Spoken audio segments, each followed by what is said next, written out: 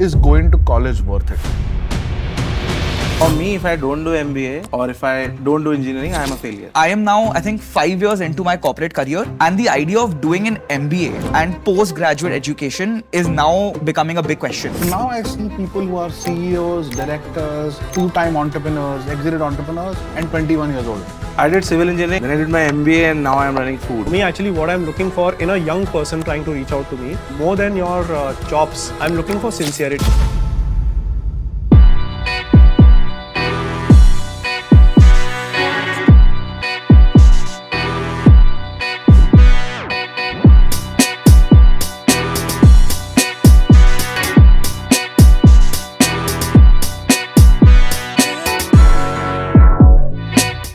Okay, we have two tenured CXOs, right? You've been now 13 years with Rebel, 13 years with Rebel, and Abhijeet, you have spent many years at CXO positions in now storied companies, right?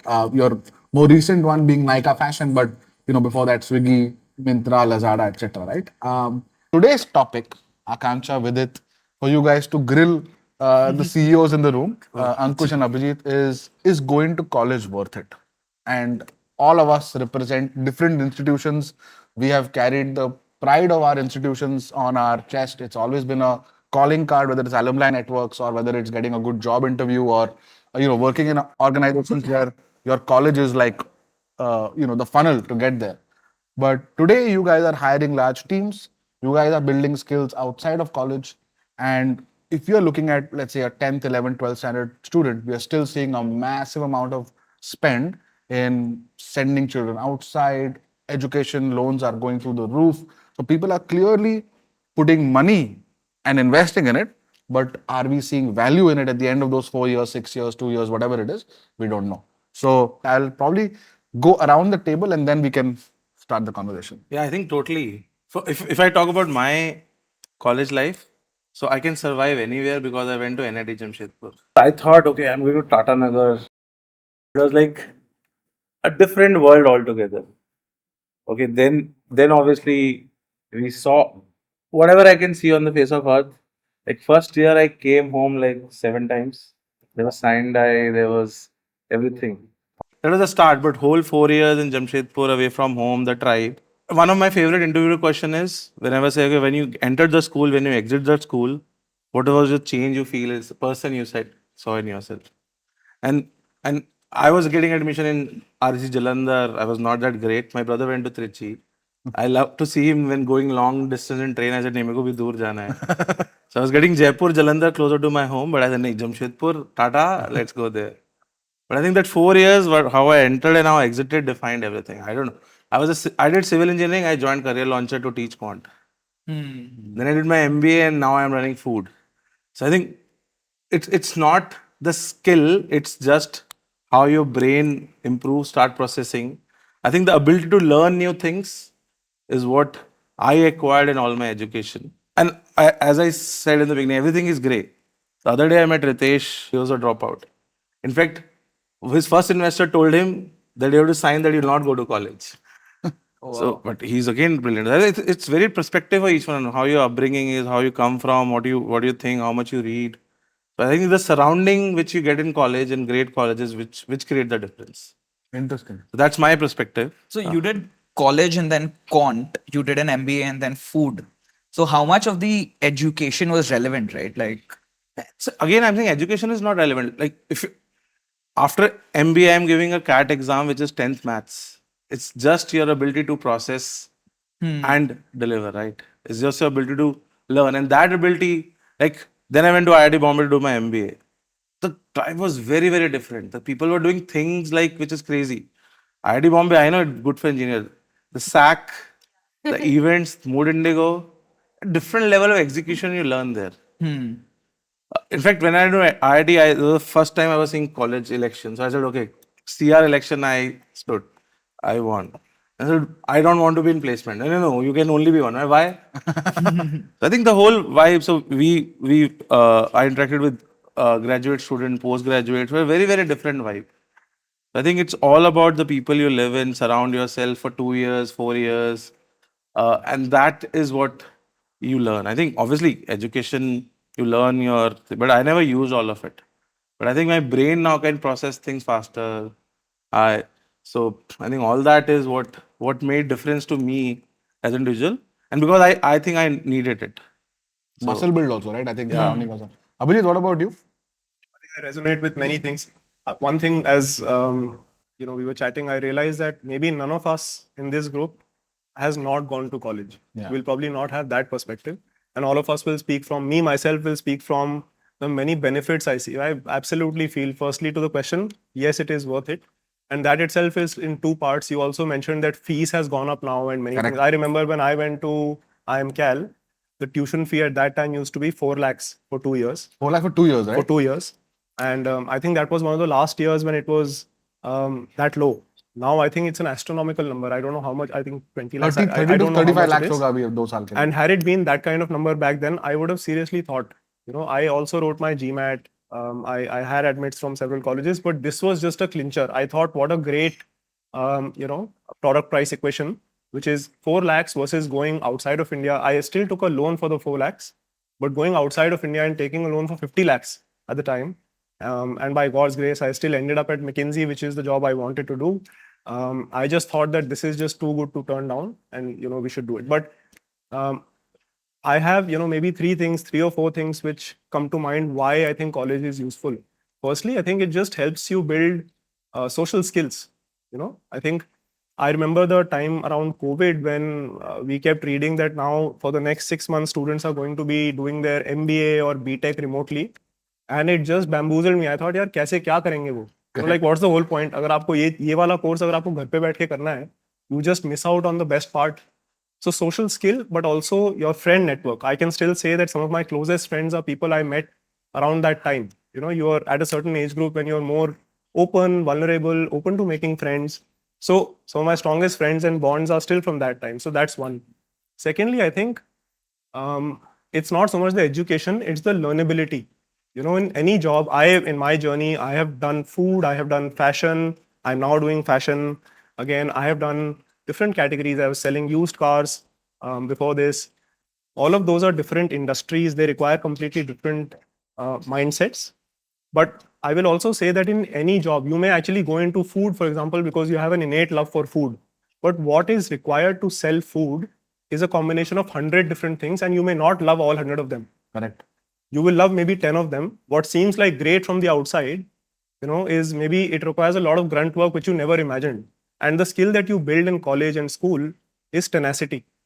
It's still, grinding through what you don't really love doing. Many times I hear things like, अरे but trigonometry का क्या फायदा है life में? Calculus का क्या फायदा है? फायदा calculus का नहीं है, फायदा इस चीज का है कि आपको calculus भी आपने करके निकाला when you didn't really love it. And that I think in life is a very useful skill. And that I think it is sort of the antithesis of if every core subject in colleges was stuff that we love to do, then how will we build this skill? This is the second thing. And I think the third thing, which I think is very cool, is going to these colleges actually built a certain kind of ambition inside me because of the peer set. Everyone around you, surround yourself with people who want to do big things, who want to get that best the moment they get out of college. And, it's one part, the downside is groupthink. But in that, if you can retain your own individuality, you'll at least be exposed to how different people are thinking about what ambition means to them, right? And that just gives you a lot of exposure. Going to college, I think, just was a game changer. Without going to college, I don't think I would have had any of those three in the same measure.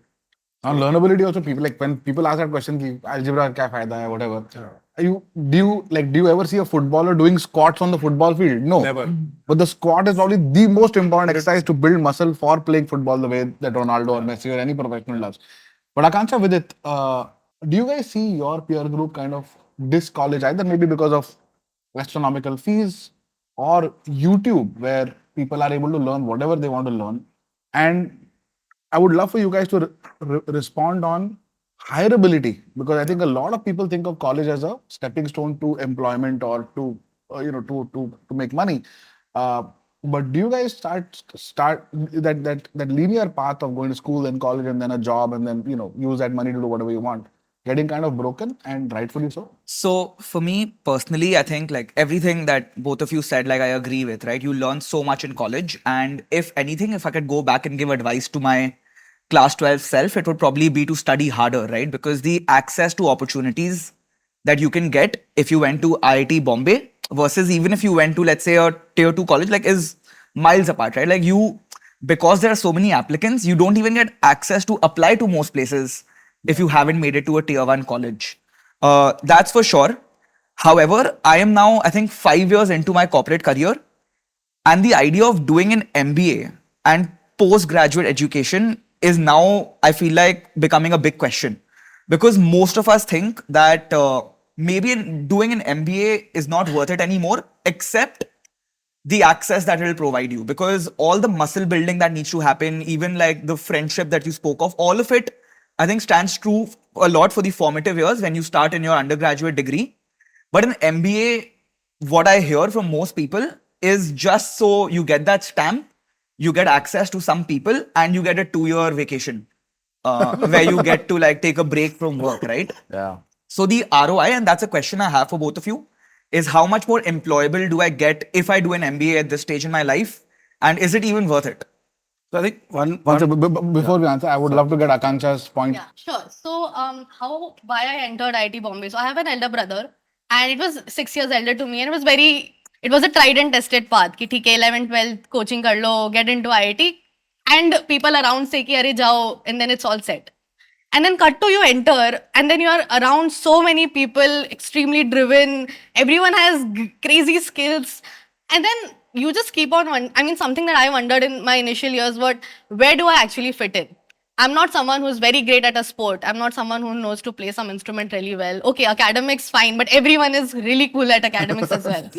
So as Ankush mentioned about Mood Indigo, I was a part of the core team and I got the opportunity so I was heading marketing and sponsorships for them. And I was just thinking that as a 20-year-old, I got the opportunity to negotiate over like a 7-figure number with the brand manager of a really huge conglomerate. It was like an emotional toolkit that I built through college. Put me in any situation, I would be able to navigate it. I don't know how right I am, but that's what I felt, at least after the entire experience. But I also feel like, recently, Dipinder Goyal put up a reply to a person's tweet who had given a really great review about their product. And then he said that, why don't you come work with us? And that's when a lot of us this was something that even we discussed that, okay, is this also a way to get into these big companies? Do you think hiring is about to change, valuing, proof of your skills more as opposed to your degree? It's a very interesting question. There are two questions here. One is from someone who's probably slightly older, saying, is MBA worth it? That's a very specific question, given probably your life experience.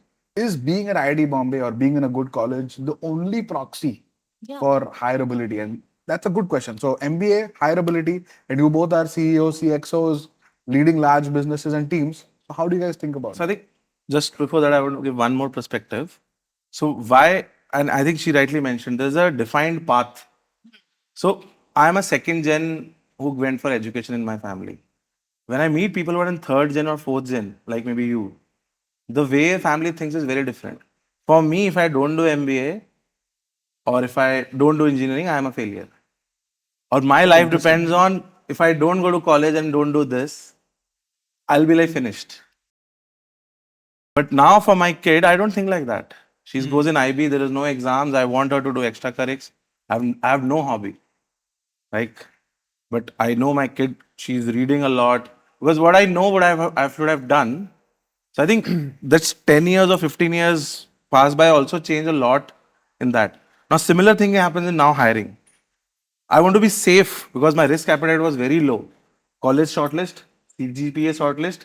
Now, basically, so those was asshole filters. When I say people go to IIM Ahmedabad versus, though they're not different. It's just that probability of that guy to be a lesser asshole is much higher than this. So that's what people used to do.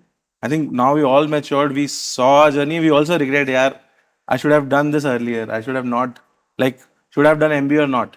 But in my case, I have not done MBA. I would have not been where I am today. But now 10 years gone by, I think the situation has changed because I think people have matured. The system has matured. Risk taking has gone up. So when I meet someone in my age who's third gen, the way they look at life and the way I look at life is very different. the way they look at money and the way I look at money is very different. Because their upbringing has been very different. So that's why people who don't go to college. One of my investors' son has started at 14. Yeah. Because he got exposed to all this much earlier in his home ground, which for us it was like कि पढ़ो exam दो हिलने नहीं जाना है नहीं तो तुम्हारी लाइफ नहीं बनेगी. But आपके केस में वो financial security तो हो गया है ना अभी. That's what I'm The saying. next generation is now financially secure, whether they are financially Financially productive or not. secure and secure, और I think perspective also कि Yeah. it's not that कि ये path लेके ही बचा. The best of that kid will come out when she will do what she enjoy or what.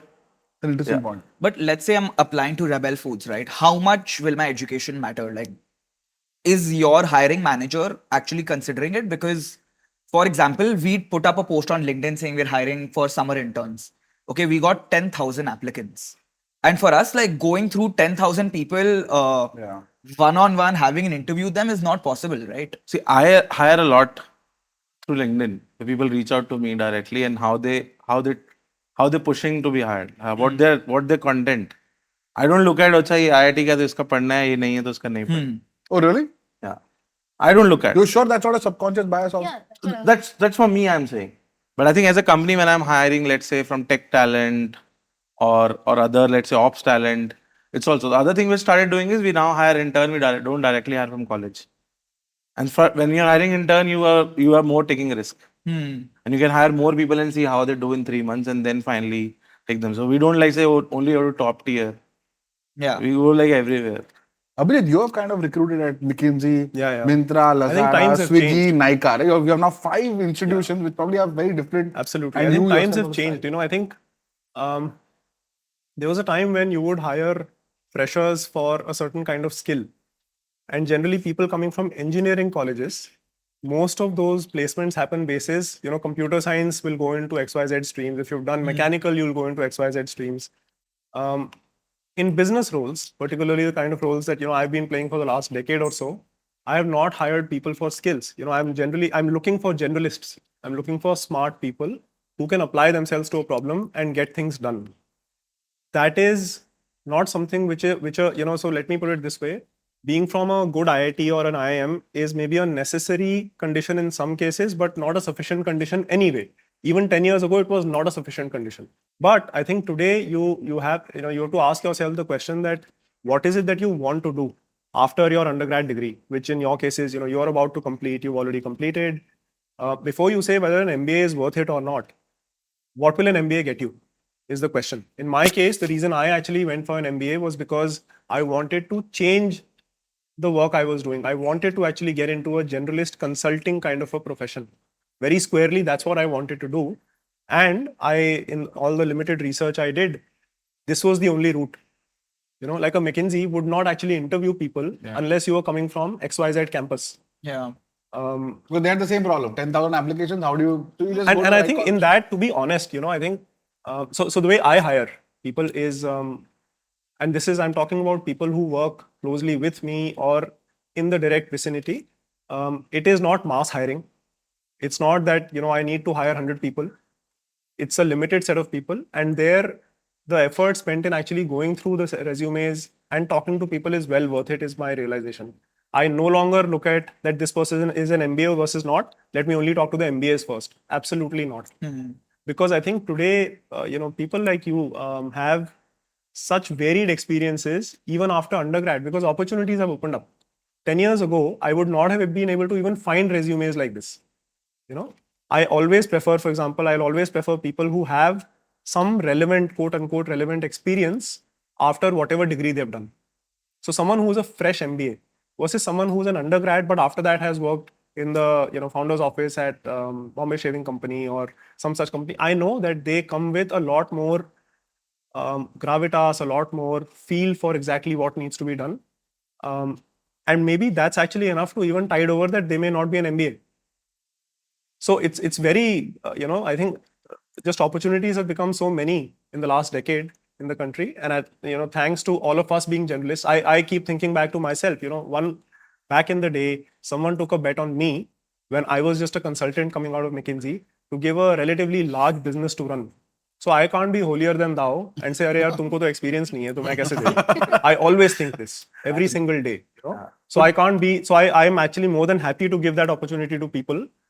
But degree in itself it doesn't matter. For mass hiring, I will say that in occasions in my teams when they've had to hire multiple people. For example, when I was at Swiggy, we needed to hire people from hotel management institutes, and there just being from the right hotel management institute is a filter. I mean, you need filters. When you have 10,000 applications coming in, the reality of the situation is you need a filter. Yeah.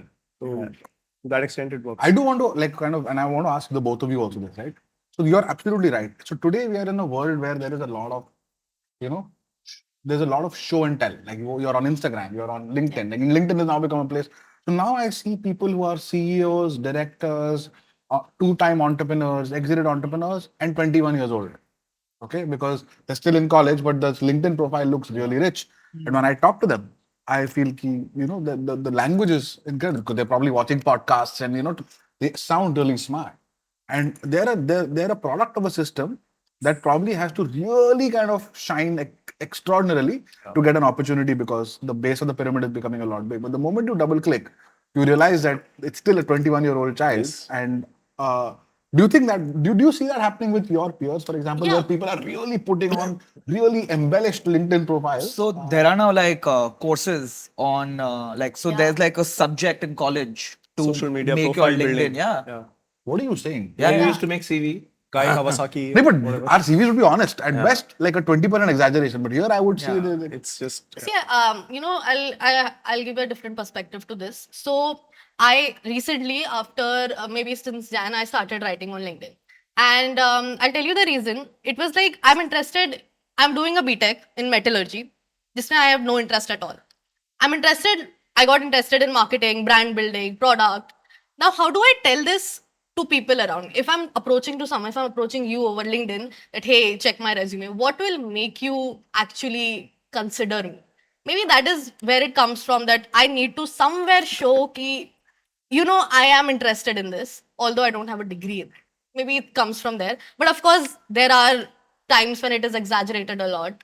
So I think my issue is when, yes, I'm interested, I've participated in these 4 competitions, I've won these 2 competitions, I've done a course on marketing, etc. But when, for example, on LinkedIn is the example you gave, I see people kind of putting on expert hats, Yeah. That's right? The showboating goes from interest to, kind of show. It's like a show off, yeah. right? And Completely. I think that's where, for me, the hireability becomes almost zero personally. And maybe that's I'll share some anecdotes, right? I think I mean we all receive these messages and mails, whatever, on LinkedIn and other platforms. For me, actually, what I'm looking for in a young person trying to reach out to me, more than your chops of what you have been able to do in life, because I understand that you're just starting out, you may not have had the kind of depth of experience. I'm looking for sincerity, humility. Those are important factors. And we've all been there in those situations when, maybe in some interview, or while writing a resume, we, jazzed up a point more than we ought to have. We've been there. So we know what it looks like from the other side. That point is not lost on us, right? It's also clear what they're trying to do. The kind of things what I really appreciate, and I think, maybe the kind of example you gave is if someone does research on your business, even a little bit of research, that tells me sincerity because the person has taken the time and effort to actually do something and share with you an insight which maybe they think is great, but it shows effort. It shows real sincerity. It also shows humility. Sometimes I'm actually, in a way, disarmed when someone says, what, I don't know enough, but I want to learn. Yeah. Right? And that for me is a telltale sign that the person is not coming with a chip on their shoulder. Right? And I'm also wrong in saying that the other person who's trying to say that they've done great things has a chip on their shoulder. It's not that. But the other person will score brownie points very clearly. And So humility, learnability just comes through. Do you feel like a lot of this, especially these days, if you want to, let's say, reach out to Abhijeet, you need to write a 1-pager on Nykaa and you'll probably go on ChatGPT, write it, right? And a lot of that sincerity can be without any substance. True. What I do is I send everyone a case study. Send a 1-pager. That tells me if he's. But what he's saying is, what if when they're sending this 1-pager, fair. it is also. It is That also is now my manufactured. ability to see what I. Yeah, no, but I think the reality is, you're saying there is a course to manufacture the other side also, na? Yeah. So between both, I would actually rather someone manufactures humility, and then I screen it. We anyway have to talk to the person, and there it'll be, black and white. But if someone is actually faking something, faking actually smarts which don't exist or achievements which don't exist, might as well fake research which they did, because at least that's better use of the same That's time. such a good point. I also feel that puts so much pressure on people who are 22. Whenever I go to Pratham and Prachi's home and meet Master Union kids, for example, I just feel they're under pressure from two sides. One is it's a high cost course. Okay, so their parents are successful people for the most part. Okay, so there is a pressure of parental success, and then there's a pressure of peers who also are under pressure. So it's a two-way sandwich. And then that the slippage towards kind of embellishment and manufacturing of whatever it is, expertise or humility or whatever it is so high that I feel like kids lose themselves. Absolutely, and in the process. even from my time, I'll give you. I wish that this is one interaction where I am equally learning from you all, that how do Gen Z kids think these days. But I wish there was more forums like this where this kind of myth gets busted, that you actually just have to be yourself. I wish that is this was enough. happening, Being and that's yourself is enough. enough, yes. And that's enough. And I wish I absolutely can do more. Trust the process. But I think to bring this conversation to a close, I think Ankush, Abhijeet, fascinating to hear about not only the importance of college and what you both individually, you both gain different things but have become very successful, but also Vidit and Akansha kind of tabling the issues around social pressure in your respective lives. I think the takeaway for me, frankly, is that the onus is on recruiters and executives to actually wean the shaft from the grain a little bit, right? Because now it's very easy with AI to kind of fake it, and then genuinely good candidates, genuinely good, sincere, humble, wanting to learn folks kind of get left behind by people who are putting Instagram stories, for example, about or embellished LinkedIn profiles.